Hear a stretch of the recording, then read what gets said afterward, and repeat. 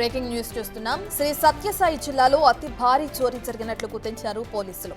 ఒకటి కాదు, రెండు కాదు, ఏకంగా 900 కార్ల ఇంజన్లను దొంగించారు దొండగులు. పెనుకొండ సమీపంలోని కియా ఇండియా కార్ల తయారీ పరిశ్రమలో 2020 నుంచి తతంగం జరుగుతున్నట్లు గుర్తించారు అధికారులు. కంపెనీలో పనిచేస్తున్న వారే ఈ పని చేస్తుంటారని ప్రాథమిక అంచనాకొచ్చారు.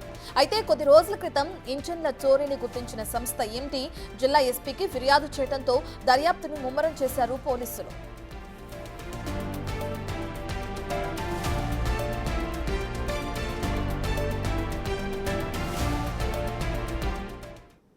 పూర్తి డీటెయిల్స్ అందించడానికి మా ప్రతినిధి యోగానంద్ అందుబాటులో ఉన్నారు. రైట్ యోగానంద్, సుమారు 900 కార్ల ఇంజన్లను దొంగిలించినట్లు కూడా మనం చూస్తున్నాం. అయితే ఎవరు దుండగులు అనే విషయం తెలిసిందా? పోలీసుల ఎంక్వైరీ ఎక్కడి వరకు వచ్చింది? ప్రపంచ ప్రఖ్యాతిగాంచిన కియా పరిశ్రమలో దొంగలు పడడం తీవ్ర కలకలం రేపుతోంది. పెద్ద ఎత్తున సుమారు 300 కార్లు పైగా వాళ్ళు దొంగిలించుకుపోవడం, అది కూడా కారు ఇంజన్లు చెన్నై నుంచి చూస్తున్న కారు ఇంజన్లు దొంగిలించుకోవడం చూస్తూ ఉంటే ఎంత ఇంటి దొంగల పని అంటూ కూడా పోలీసులు అనుమానిస్తున్నారు. ప్రస్తుతం అయితే దీనిపై లోపల ఎంక్వైరీ జరుగుతుంది. ఐజీ ఆధ్వర్యంలో చుట్టూ కూడా ఏర్పాటు చేస్తారు. అదేవిధంగా కంపెనీ యాజమాన్యం కూడా ఇంటర్నల్ కూడా ఎంక్వైరీ నడుస్తుంది. వాళ్ళిద్దరూ కలిసి అంతర్గత విచారణ జరిపిన తర్వాత ఈ అధికారులు కూడా విచారణ చేస్తున్నారు. ఒకవేళ అంతర్గత విచారణలో లోపల ఇంటి దొంగలతో పని అయితే మాత్రం ఖచ్చితంగా భారీ చర్యలు తీసుకో అవకాశం కనిపిస్తుంది. ఎందుకంటే ఇప్పటికే వారంతా కూడా రిటైర్ అయ్యి వెళ్ళిపోయినట్టు తెలుస్తుంది మనకు.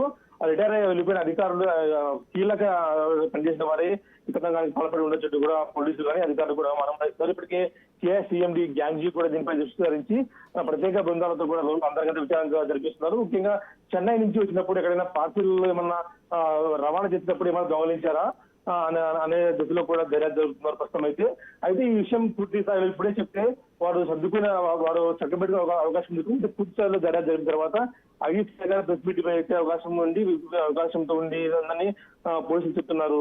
రత్న రైట్ యోగానంద్, ఇప్పుడు కార్ ఇంజిన్ దొంగలించబడింది అంటే ఒకటి రెండు దొంగతనాల తర్వాతే, లేదంటే ఒకటి రెండు మిస్ అయిన తర్వాతే పోలీస్కి కంప్లైంట్ ఇవ్వాలి. అయితే 900 కార్ల ఇంజన్లు మిస్ అయ్యేంత వరకు కూడా ఆ యాజమాన్యం ఎందుకు స్పందించలేదు?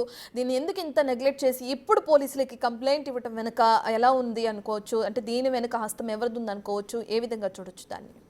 ఇది కీలక అప్పట్లో 2020 నుంచి పనిచేసిన కీలక అధికారులే కియాలో పనిచేసిన వారే దీని వెనుక ఉన్నారంటూ కూడా ప్రస్తుతం కొత్త సీఎండీ కూడా చెప్తున్న పరిస్థితి ఉంది.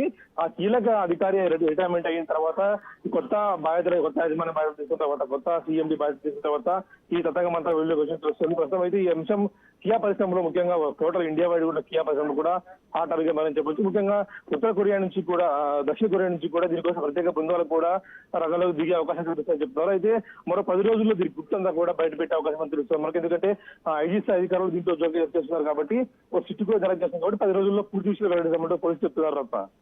Right, thank you Yoganand.